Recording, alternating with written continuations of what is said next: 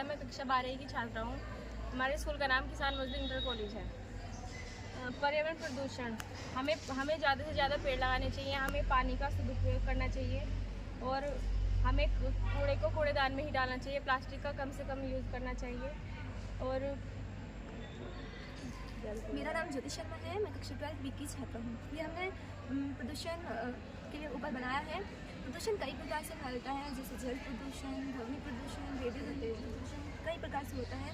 जो हमारे कारखानों से निकलने वाला धुआं है, उससे हमें बहुत सारी परेशानी होती हैं, जैसे हमारे फेफड़ों में कैंसर हो जाता है, अस्थमा की बीमारी हो जाती है और इससे हमें बहुत परेशानी होती है। जैसे प्लास्टिक, हमें जो प्लास्टिक की पॉलीथीन होती है उसका उपयोग नहीं करना चाहिए, क्योंकि उस प्लास्टिक से बहुत सारी परेशानी होती है।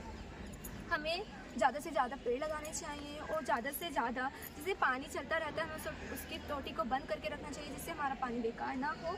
और हमें जो प्रदूषण है वो कई प्रकार से होते हैं, जैसे रेडियो ध्वनि प्रदूषण, जैसे किसी शादी फंक्शन में कोई ज़्यादा से ज़्यादा तेज़ स्पीकर में डीजे बजा देता है, उससे ध्वनि प्रदूषण हो जाता है। ऐसा बताया जाता है कि जो ध्वनि प्रदूषण है, ध्वनि प्रदूषण से मतलब कि पागलपन हो जाता है, कोई रोगी एकदम तड़पने लग जाता है। तो इसलिए हमें ध्वनि प्रदूषण का भी ध्यान रखना चाहिए। हमें एकदम अच्छी तरह से कम वॉइस में गाने बजाने चाहिए। प्रदूषण, जल मृदा प्रदूषण से बहुत सारी परेशानी होती हैं, जैसे कि जो पौधों में क्लोरोफिल पौधों में हरे होने के कारण क्लोरोफिल जरूर होने चाहिए, लेकिन मृदा बेकार होने के कारण क्लोरोफिल सही से नहीं हो पाता, जिससे पौधे हरे नहीं हो पाते और विकसित नहीं हो पाते, जिससे हमें ऑक्सीजन की बहुत कमी होती है। इसलिए हमें अधिक से अधिक पेड़ लगाने चाहिए, रोटी बंद करके रखनी चाहिए और हमें डेली व्यायाम करना चाहिए, क्योंकि व्यायाम करने से हमारी एनर्जी एकदम ठीक रहती है और हम एकदम शरीर से बिल्कुल ठीक रहेंगे। गुड मॉर्निंग, मेरा नाम बुलबुल है। मैं कक्षा 11 की छात्रा हूँ। हमें ये जो बनाया, हमने स्वच्छ भारत अभियान के ऊपर बनाया है। हमें ज़्यादा से ज़्यादा पेड़ उगाने चाहिए, पेड़ों को काटना नहीं चाहिए और जो डस्टबिन है वो गीला कचरा और सूखा कचरा अलग अलग डालना चाहिए।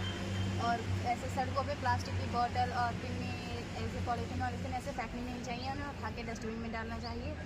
और फैक्ट्रियों से निकलने वाले धुएँ को जितना रोक सके उतना अच्छा रहेगा। हमारी सेहत के लिए हानिकारक होता है।